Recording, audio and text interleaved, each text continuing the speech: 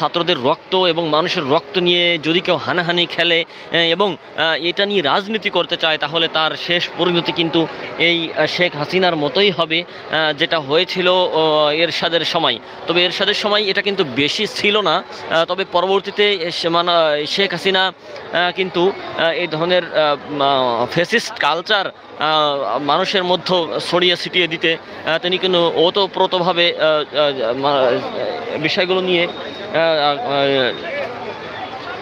ছড়িয়ে ছিটিয়ে দিয়েছিলেন।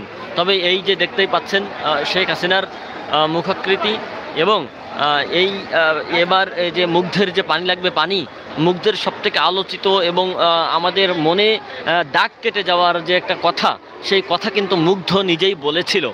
তো সেই কথাগুলো কিন্তু আমরা এই দেখতে পেয়েছি যে বৈশাখী উদযাপনেও ওই কালচার, ওই সাংস্কৃতিক চর্চা, ওই ধরনের যে মোটিভগুলো রয়েছে তাও কিন্তু এখানে সরাসরি চলে এসেছে। আপনারা দেখতে পাচ্ছেন একটু দূরেই একটি ইলিশ মাছ, অর্থাৎ আমাদের জাতীয় মাছ, এবং 36শে জুলাইয়ের যে 36শে জুলাই এবং পানি লাগবে পানি, আসলে এই যে কথাটি, এই কথাটি কিন্তু আমাদের হৃদয়ে একটা দাগ কেটে যাওয়ার কথা।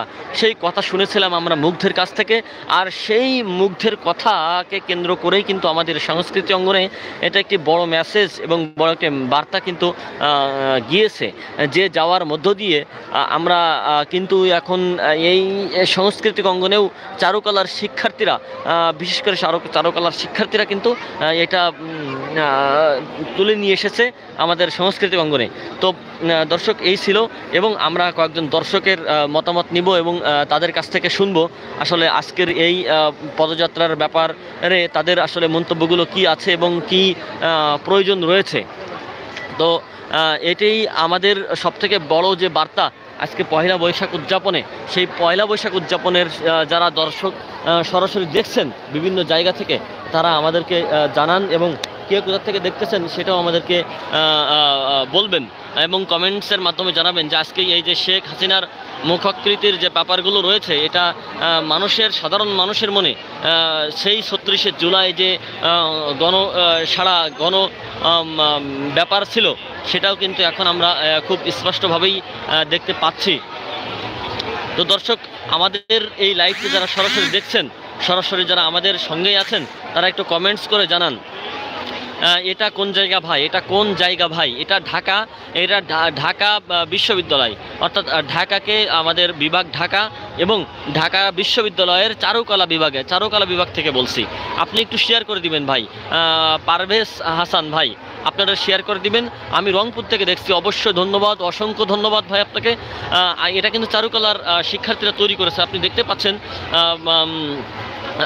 পারভেজ ভাই আপনি রংপুর থেকে বলতেছেন, আপনি আপনার বন্ধুদেরকে জানিয়ে দিন যে এই যে শেখ হাসিনার মুখাকৃতি, এই পারভেজ ভাই দেখতেই পাচ্ছেন যে এই শেখ হাসিনার মুখাকৃতি এবং ইলিশ মাছ এবং পানি লাগবে পানি, অর্থাৎ বৈশাখী উদযাপন, আমাদের বাঙালি সংস্কৃতির যে বৈশাখী উদযাপন, সে বৈশাখী উদযাপনের একটি মূল তন্ত্র এই এবারের পয়লা বৈশাখ। তো সেখানে কিন্তু শেখ হাসিনার মুখাকৃতি এবং তার যে 20 দাঁত, আপনি দেখতে পাচ্ছেন যে দাঁতে কিন্তু রক্ত লাগানো রয়েছে।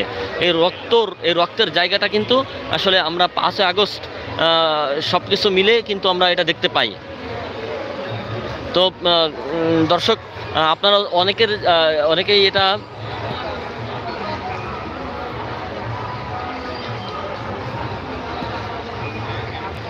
অনেকে জানতে চেয়েছেন যে আসলে আমরা কোথা থেকে বলছি। আমরা ঢাকা বিশ্ববিদ্যালয় থেকে বলছি এবং ঢাকা বিশ্ববিদ্যালয় থেকে বলার মধ্য দিয়ে কিন্তু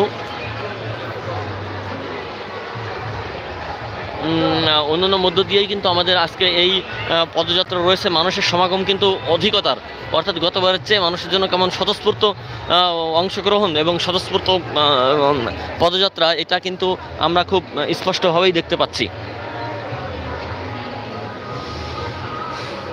তো এখানে বিভিন্ন সংবাদপত্র এবং বিভিন্ন জায়গা থেকে বিভিন্ন মানুষ এসেছে। আপনারা একটু শেয়ার করে দিবেন ভাই, শেয়ার করে দিবেন এবং কে কোথা থেকে দেখছেন সেটাও আমাদেরকে একটু জানিয়ে দিবেন, কারণ আমরা জানতে চাই যে কোথা থেকে দেখছেন আপনারা, সেটা অধিকতারভাবে। আমাদের এই মুহূর্তে দর্শক যুক্ত আছেন 3 জন।